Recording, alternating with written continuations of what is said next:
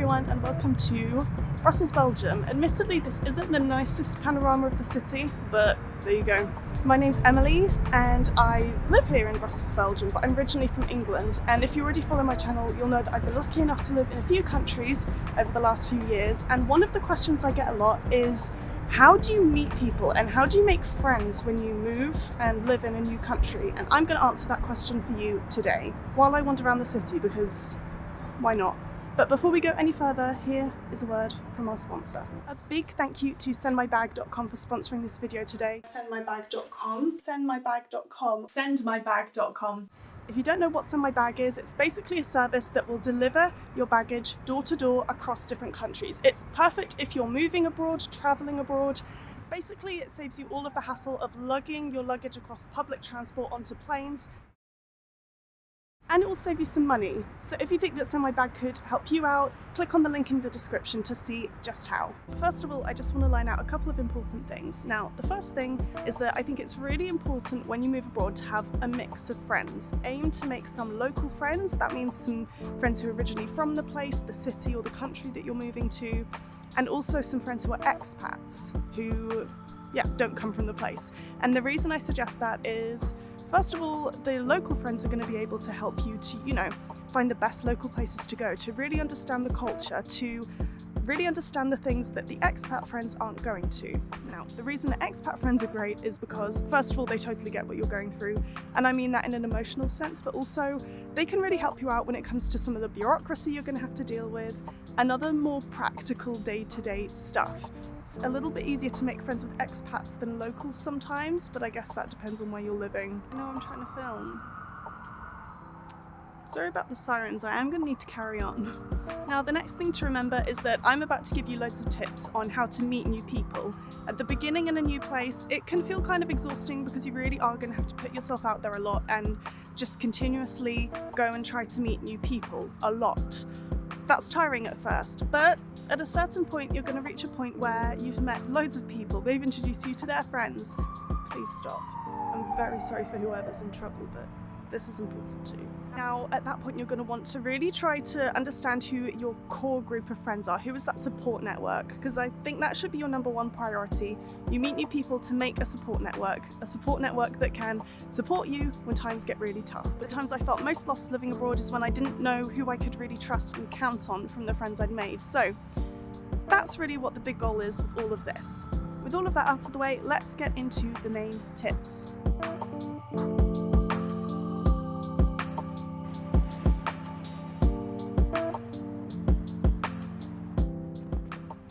So this is the part where I run through all the ways that I've ever made friends, and I realise now how weird it is to sit in a park by myself and talk about how to make friends, but we're going to do it anyway.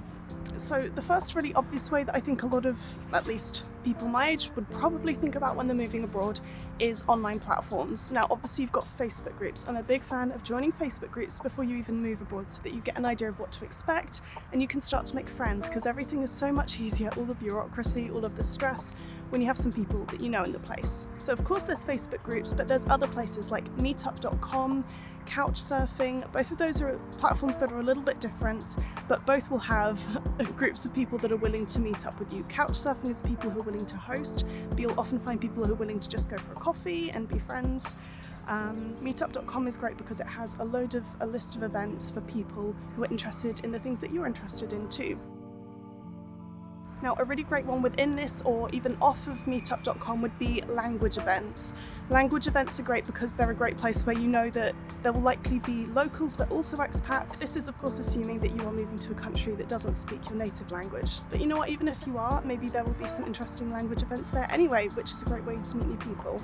Now, if you are moving to a country where they speak a foreign language, these language events can be a great way to meet a tandem partner. And what that means is that you meet somebody who speaks the language you're trying to learn. So let's say you move to Italy and you're a native English speaker, you would find an Italian who's wanting to learn English, and then you could organise to meet up for a coffee outside of the language event and spend half an hour speaking their language, half an hour speaking your language.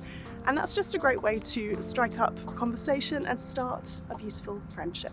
Now, one final website that I'll mention here, which I used a lot when I was living in Paris, is conversationexchange.com. I don't know how well the site is still going, but I did meet a couple of good friends in Paris there, so that's a great option. One that I would add onto this one, which I've only started doing more recently, is Instagram. Now, of course, I'm going to preface all of this with saying that you have to be careful when you meet people that you've met online. If you're sort of my age and you're meeting somebody in daytime in a public place and using your common sense, then you're probably going to be fine. Even so, I usually tell my boyfriend where I'm meeting someone from Instagram before I go.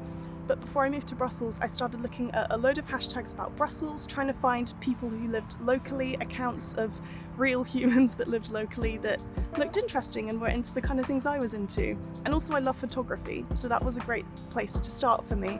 And I met a couple of people, but one of my really good friends today that I've stayed in contact with, I basically met through Instagram. Then of course you have perhaps the more obvious but the more traditional ways, which are things like going out to bars and bookshops and cafes and actually talking to people. I certainly found that in Italy, when I was living in a smaller city, this was really good. I became really good friends with a local bar owner, and I don't know, I feel like cafes and bookshops are good places to go to not just strike up conversation with the regulars or the people that work there, but also they'll probably have information about local events going on. Now, if you're on some kind of placement program or if you have a job, then obviously your colleagues and your peers are a great way to meet people, even if you don't get on super well with them.